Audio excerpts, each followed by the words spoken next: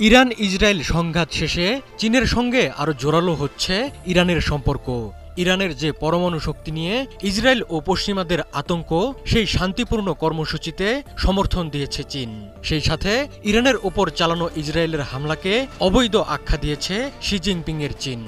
এ সময় আমেরিকাকেও এক হাত নিতে ছাড়েনি দেশটি।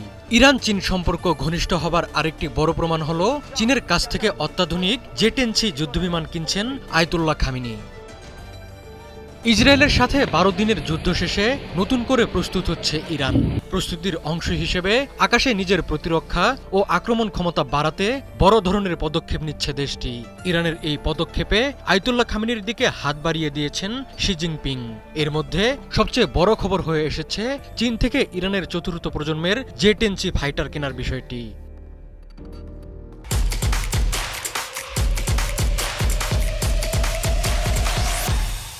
চতুর্থ প্লাস প্রজন্মের জে-10C যুদ্ধবিমান চীনের সবচেয়ে উন্নত সামরিক সরঞ্জামগুলোর মধ্যে একটি। সম্প্রতি ভারতের সঙ্গে যুদ্ধে এ যুদ্ধবিমান ব্যবহার করে সুবিধা পেয়েছে পাকিস্তান। জে-10C চীনের নিজস্ব প্রযুক্তিতে তৈরি একটি বহুমুখী যুদ্ধবিমান, যা আকাশযুদ্ধে স্থলভাগে এবং ইলেকট্রনিক যুদ্ধে আক্রমণে পারদর্শী। চেংদু এরোস্পেস কর্পোরেশনের তৈরি এই বিমানকে শক্তিশালী ড্রাগন নামেও ডাকা হয়।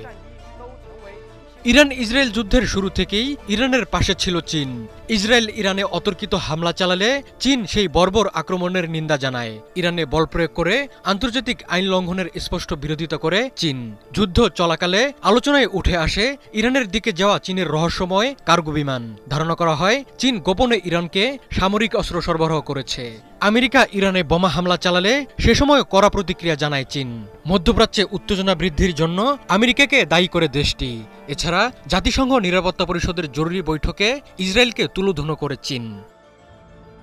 এদিকে ইসরায়েলের সঙ্গে উত্তেজনায় ইরানের পক্ষ নিয়ে কথা বলেছেন চীনের পররাষ্ট্রমন্ত্রী ওয়াং ই। তিনি বলেছেন, ইরানের পরমাণু সংকট নিরসনে যুদ্ধ কোনো সমাধান হতে পারে না। শান্তিপূর্ণ পরমাণু কর্মসূচি নিয়ে ইরানের সর্বোচ্চ নেতার প্রতিশ্রুতির উপর গুরুত্ব দেয় চীন। শুক্রবার ফ্রান্সের প্যারিসে ফরাসি পররাষ্ট্রমন্ত্রী জ্যানুয়েল বারোর সঙ্গে এক যৌথ সংবাদ সম্মেলনে তিনি এমন মন্তব্য করেন।